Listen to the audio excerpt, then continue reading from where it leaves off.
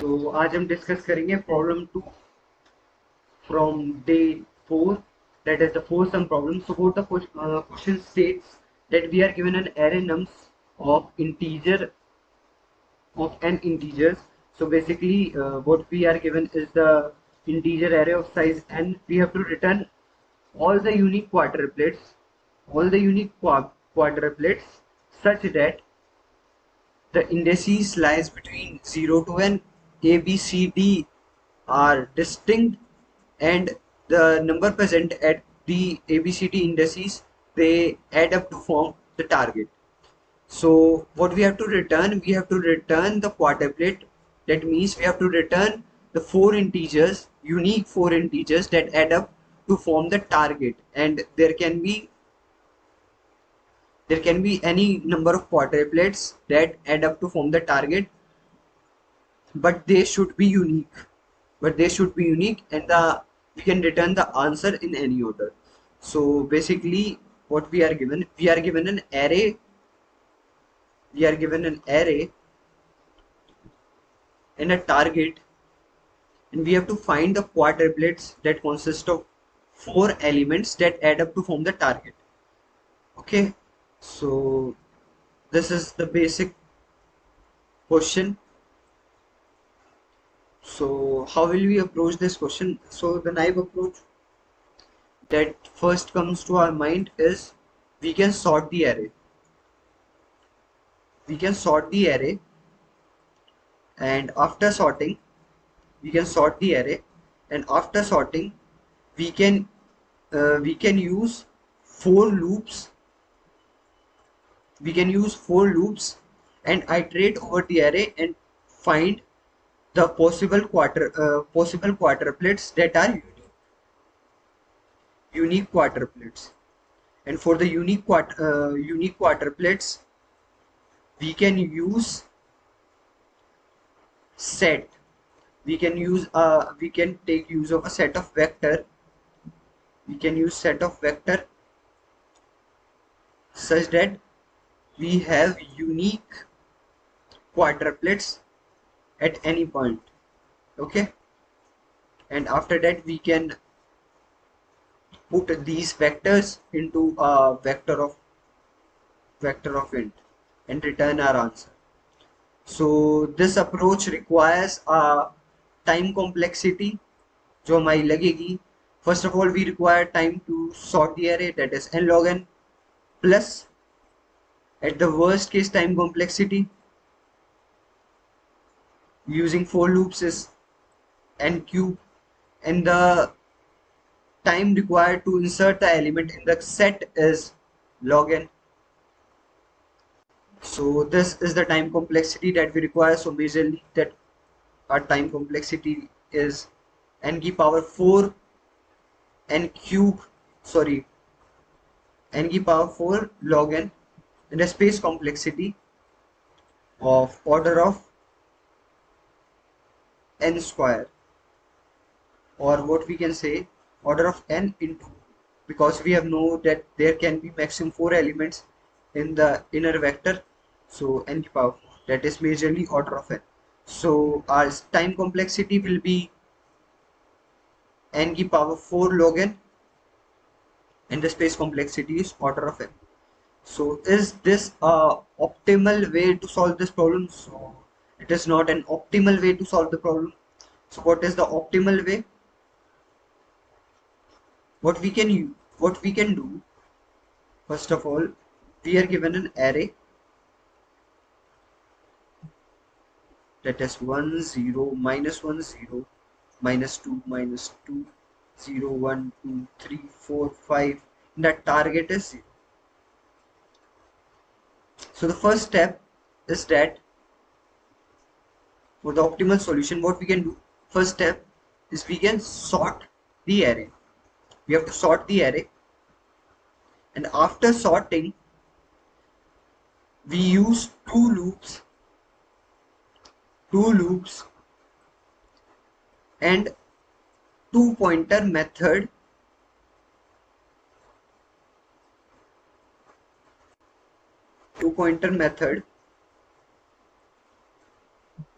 and find the possible quadruplets that add up to form the target.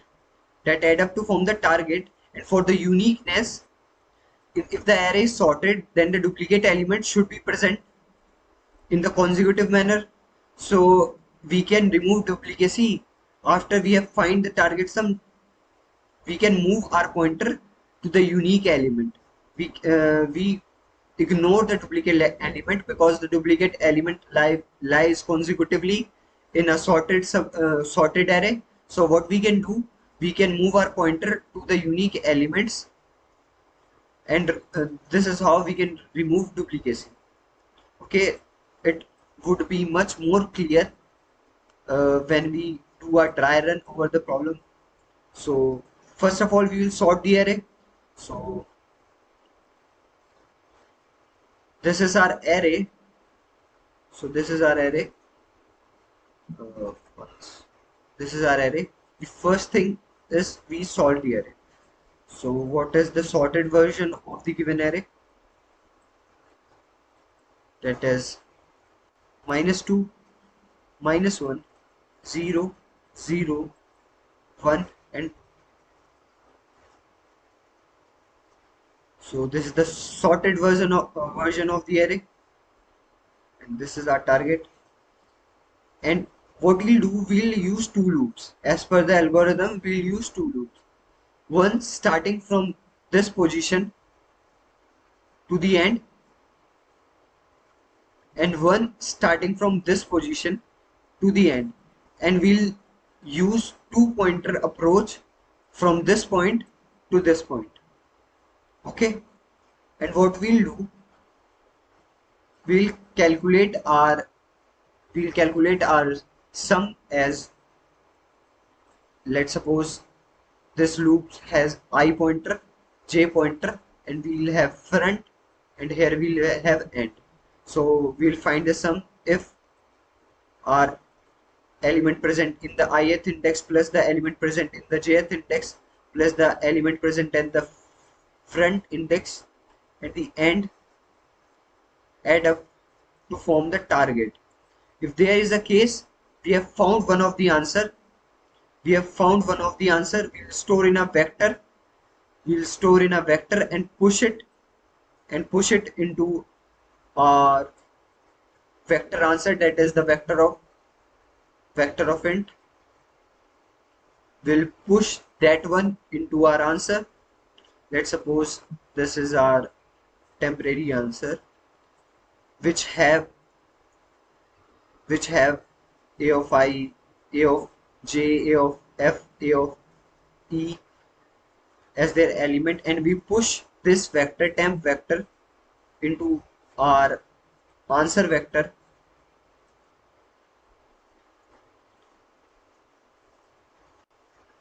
And for the duplicacy, what we can do, we'll move the front to the unique element. That in the current situation we are present at the element whose value is 0. So we'll move our element such that we do not have the duplicate element, because we have to return the unique quadruplet now. So we'll move our pointer to this point. Similarly for end, if there is 2 present in this array element, so we want unique element, so we'll move our end pointer to a unique position. Okay, so this is the case. So we'll look at the code, it would be much more clear. So this question would be much more clear when we look at the code. So we have the function forSum that returns an vector of int. We'll have the input array and our target variable. So this is the answer vector which the function would return. So this condition states if the number of elements in the vector are less than 4. So there will not be any case we can form the quadruplets. So we'll return the empty 2D vector. Okay. and if the condition is false, the number of elements are more than 4, we'll sort the array. And as per the discussed algorithm, the two we'll use the two loop starting from 0, one loop starting from 0 to the array size. And this line of code represents we we are subtracting the target with the given with our current ith element. So this basically we are doing because we are modifying our target variable. We are modifying our target variable because if we perform, as I have discussed, if we perform the element present, we'll sum the element present at array of I plus array of j plus array of front plus array of end. So there might be the case that it might return an overflow error, integer overflow error, because these all are integers now. And if we add the four of them, so there might be the case in some of the test cases that we might get an overflow error. So we are just modifying a target sum such that we do not get the overflow error. So we are subtracting our target with the current element that is present in the ith. So our modified target is target 3, and the same we are doing for the jth loop.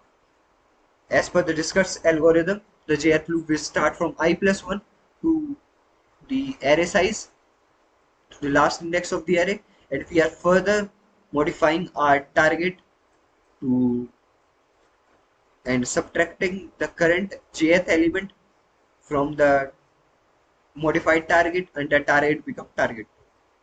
And now we'll apply the two pointers approach. The first pointers, the front pointer starts from j plus 1, that is if this is the array, suppose this is the array, this is the array, our I is currently at this position, j is at this position, then our front will be at this position and end will be at this position. So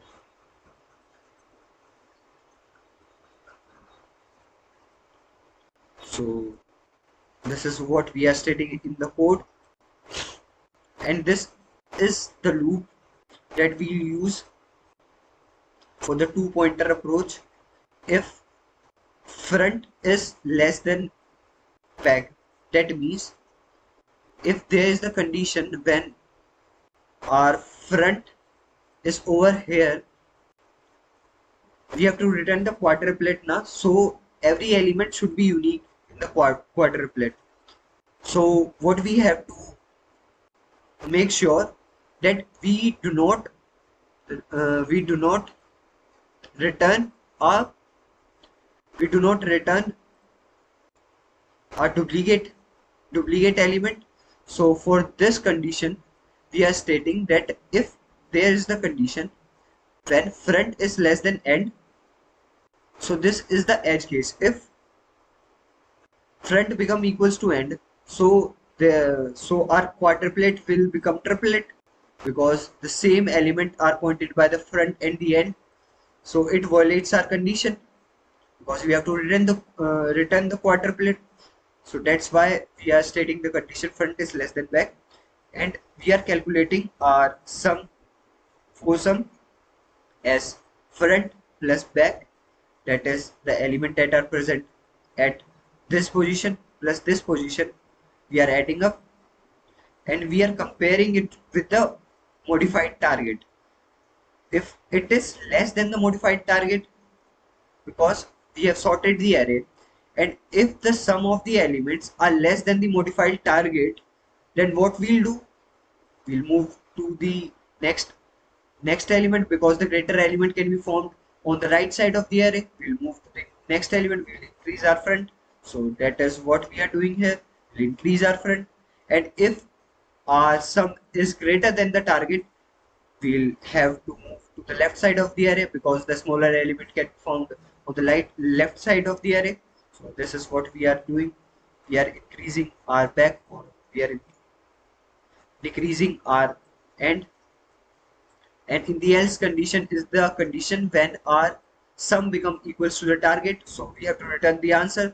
So this is the answer vector we are initializing with the current elements. So the first elements of the quadruplets is the element present at the ith, jth, front and back, and we are storing in the quadruplet. We are inserting these elements in the answer vector, and these loops are very important because we have to return unique elements. So to return the unique elements, if we are working on a sorted array, then the same elements would lie in the consecutive manners, as we can take a look here that the 0 is present in the array in a consecutive manner. So to remove duplicacy, what we'll do, we'll jump to the unique element. So what we'll do, while front is less than back, checking the condition and checking if the element that is present at the front, if it is equals to the element that is present in the quadruplet at the second index. That means basically if we are looking at the quadruplet, because the element stored in the second index of the quadruplet is the basically the original element that is present in the nums of red. So if that is the condition, to remove duplicacy, we are moving our front such that we can get a unique element. Same for the back. If our nums of back is currently equals to the element that is present in our answer vector, we're gonna decrease our back. The same conditions can be applied for the jth and the ith. If the element that is present in the jth index is equals to the element present in the j plus 1 index, we can increase our j. And if the elements that is present in the I plus 1 index, if it is equals to the ith index, we will increase our I. So this approach will require a time complexity of order of n for this loop, order of n for this loop, order of n for the two pointers approach, and we are not using any set. So this approach will require a time complexity of order of n cube. So this approach requires a time complexity of order of n cube and a space complexity of, what's the space complexity? Auxiliary space we are using. We are also sorting the array. So it will also requires a time complexity of n log n. And this is the time complexity, and we are not using any space. So because we are using only the space for returning the answer, so it will not count it, because it will be not taken into count. So the space complexity is order of 1 and the time complexity is n cube, because we are looking at the major factor that defines our time complexity is n cube. The space complexity is order. So this is the approach we're gonna run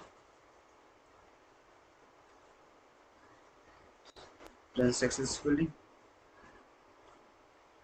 return the answer. So it is submitted successfully. So this is the approach we'll use to solve the 4-sum problem. If you have any doubt, you can feel free to ask in the